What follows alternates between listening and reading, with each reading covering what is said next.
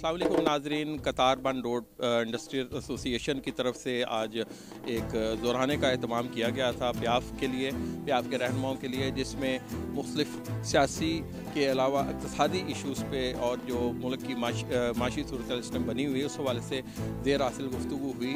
इस मौके पर अंजुम निसार साहब जो सार्क के नायब सदर भी हैं, सार्क चैम्बर ऑफ कॉमर्स के, प्याफ के जो चेयरमैन फ़हीमुर रहमान सहगल साहब मौजूद थे, और इरफान शेख साहब जो federation of chamber of commerce के सदर हैं, ये मौजूद थे। इसके अलावा बाकी भी लोग भी मौजूद थे। ज़फ़र महमूद साहब जो अपना लाहौर चैम्बर ऑफ कॉमर्स के सीनियर नायब सदर हैं, वो भी मौजूद थे और गुफ्तगू इनसे हुई। मज़ीद गुफ्तगू करते हैं और उनसे पूछते हैं क्या सूरत हाल है।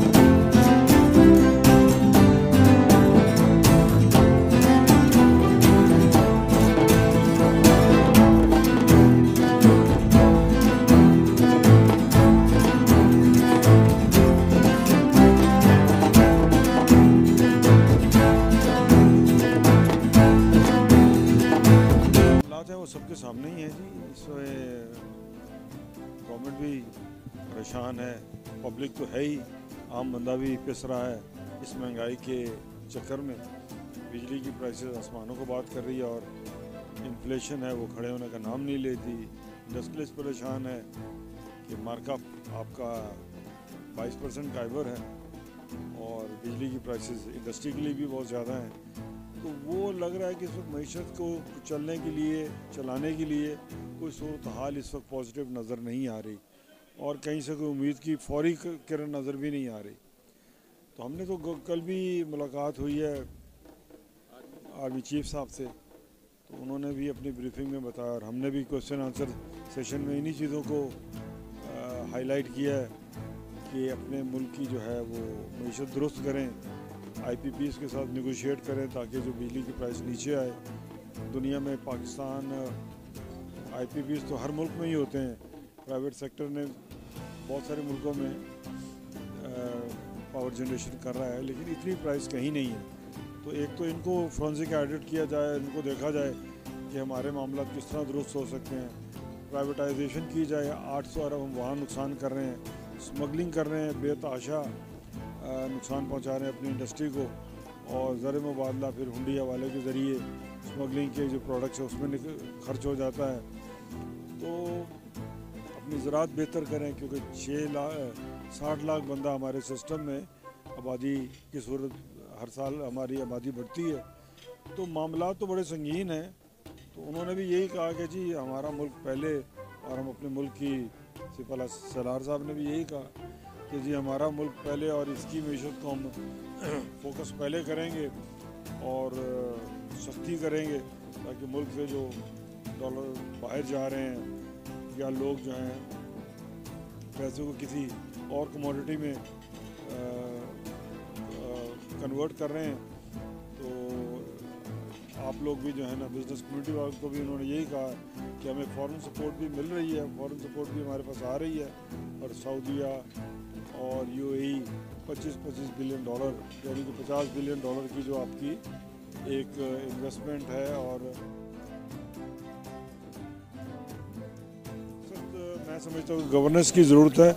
अच्छी गवर्नेंस होगी हमारे पास तो ही जाके हम अपने मुल्क को बचा सकेंगे, नहीं तो ये जो हालात अच्छे भले मुल्क का जो है, हमने माजी में जो बेतहा गलतियाँ की हैं, बेतहाशा गलत फैसले किए हैं और शॉर्ट साइटेड फैसले किए हैं, और बिजली की जो अपना पूरे का पूरा निज़ाम जो है इंपोर्टेड फ्यूल पे बेस किया है, मैं समझता हूँ उसकी वजह से ही हमारा रुपया जो है वो पैर उसके टिक नहीं रहे, और रोज़ाना की बुनियाद पर रुपया, 2 रुपये, 3 रुपये हमारी जो रुपये की डिवैल्यूएशन हो रही है, जिससे महंगाई भी बढ़ेगी, बेरोज़गारी भी बढ़ेगी, आपकी एक्सपोर्ट भी कम होती नज़र आ रही है। तो अब देखते हैं, इंशाअल्लाह उम्मीद भी करते हैं कि अपने मुल्क को ठीक किए बगैर हम आगे बढ़ नहीं सकते और इसके बगैर कोई चारा नहीं है। उम्मीद करते हैं कि इंशाअल्लाह अरबाब इख्तियार जो हैं वो सही फैसले करेंगे ताकि मुल्क में एक एतमाद की फ़ज़ा वो कायम हो और ब्रेन ड्रेन ना हो और कैपिटल फ्लाइट ऑफ कैपिटल ना हो। बिस्मिल्लाहिर्रहमानिर्रहीम। सबसे पहले तो मैं कोहिनूर का शुक्रगुजार हूँ जो हमेशा हमारे साथ बहुत प्यार करते हैं, मैं उनका शुक्रगुजार हूँ। दूसरा मैं आपको बताना चाहता हूँ, कल जनरल साहब के साथ मीटिंग हुई जिन्होंने लाहौर के तकरीबन 60 से 70 के करीब बिजनेसमैन बुलाए हुए थे। बड़ी डिटेल के साथ बात की और बड़ी अच्छी बातें की उन्होंने। मैं समझता हूँ एज ए मुहिब वतन उन्होंने एक अपना पूरे जज्बे के साथ बात की और $25 बिलियन का उन्होंने बताया कि जी हम सऊदी अरब हमारे साथ इन्वेस्टमेंट कर रहा है पाकिस्तान में और $25 बिलियन UAE उसी तर्ज पे इंशाल्लाह इन्वेस्टमेंट करेगा पाकिस्तान में। वो बता रहे थे कि इसमें कतर के साथ भी बात हो गई है और कुवैत के साथ भी बात चल रही है हमारी, तो उनसे भी इंशाल्लाह हमारे पास इन्वेस्टमेंट आएगी। पाकिस्तान के जो हालात इस वक्त हैं, जो मुश्किलात हैं, वो उससे अच्छी तरह से आगाह हैं। उन्होंने बल्कि 4 टास्क फोर्स का तो वहीं पे अनाउंस किया। एक तो करेंसी के ऊपर उन्होंने हम टास्क फोर्स बना रहे हैं, एक उन्होंने बताया जी कि स्मगलिंग के ऊपर टास्क फोर्स बना रहे हैं, एक उन्होंने बताया जी कि कीपैड वॉरियर्स के ऊपर हमने सोशल मीडिया के ऊपर हम एक टास्क फोर्स बना रहे हैं।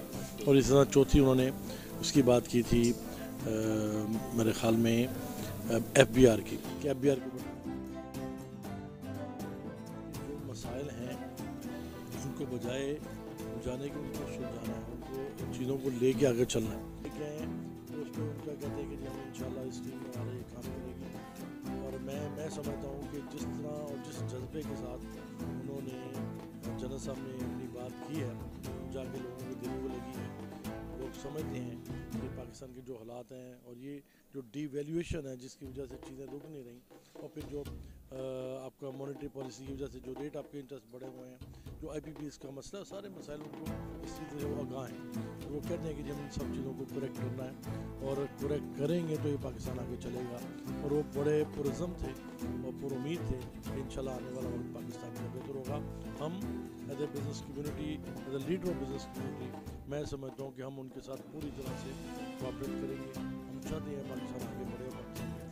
बिस्मिल्लाहिर्रहमानिर्रहीम। कल जो मीटिंग हुई है हमारी चीफ साहब के साथ, हमारी लाहौर की बिज़नेस कम्युनिटी वहाँ पे मिली और ये जान के हमें बड़ा एक खुशी हुई कि हमारे जो चीफ ऑफ आर्मी स्टाफ हैं बड़ा कंसर्न है पाकिस्तान की इस वक्त मईशत के जो हालात हैं उस पर। और उन्होंने एक सेक्टर पे जो डिवैल्यूएशन है, जो इलेक्ट्रिसिटी का इशू है, जो हमारे क्रॉप्स के इशू हैं, उनको बड़ी उस पर उनके जितने भी तहफ़्फ़ुज़ात थे और हमारी सजेशंस जो हैं इस हवाले से हमने जो उनको दी, हमारे जो ग्रुप ने उनको दी, उनको उन्होंने बड़े अच्छे तरीके से टेकअप किया। और मुझे ये उम्मीद लगती है और मुझे ये गालबन ये कहना चाहिए कि यकीन है कि इंशाल्लाह इस वक्त जो भी मौजूदा हालात हैं और हमारी मईशत की जो ज़बूर हाली जिस नहज पे पहुंच चुकी है उसको यानी उसको ठीक करने के लिए, उसको दुरुस्त सिमत में गामज़न करने के लिए चीफ साहब की और उनकी पूरी टीम बड़ी सीरियस है और इंशाल्लाह हम पूरी तरीके से उनका साथ देंगे ताकि अपने मुल्क की इकानमी को हम बेहतर कर सकें। इतनी अनारकी फैली हुई है, ये मसाइल हमारे मुल्क के नहीं हो सकते। ये एक मखसूस तबके ने पैदा किए हुए हैं ये मसाइल, और इन पे इंशाल्लाह 1 से 2 सालों के अंदर, कल मियां साहब वहां मौजूद थे जब चीफ ऑफ आर्मी स्टाफ ने भी कहा कि मुझे सबसे पहले अजीज मेरा वतन है, मेरा मुल्क है, मुझे इससे अजीज कोई चीज नहीं है, मैंने पहले इसको ठीक करना है। मुझे किसी सियासी जमात से या किसी एक मखसूस शख्स से कोई ताल्लुक नहीं है। तो मैं समझता हूँ कि ये बड़ी खुशाइंद बात है कि अगर आपके इकोनॉमी को ठीक करना है तो फिर ये वो लीडरशिप है, इनके मशवरों पे चलना होगा।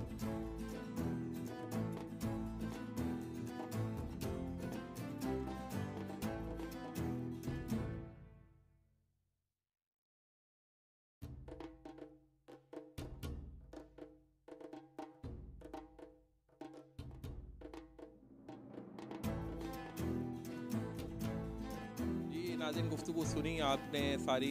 ये जो इक़्तिसादी माहिरीन भी हैं, जो प्याफ के रहनुमा हैं, जो 2 दिन कबल जनरल आसिम मजीद जो आर्मी चीफ़ हैं पाकिस्तान के, उनसे भी इनकी मुलाकात हुई, जिसमें अंजुम निसार साहब भी शामिल थे, इरफान शेख साहब भी शामिल थे। उन्होंने बताया कि जी पाकिस्तान की मैशत बेहतर होने जा रही है, लेकिन उसको कुछ टाइम लगेगा और ज़बू हाली का शिकार है। हम इम्पोर्टेड फ्यूल से हम बिजली बना रहे हैं। पाकिस्तान का टैरिफ दुनिया भर में क्या खित्ते में सबसे ज़्यादा ऊंचा है बिजली का, और इतने हाई टैरिफ के साथ हम एक्सपोर्ट्स नहीं कर सकते।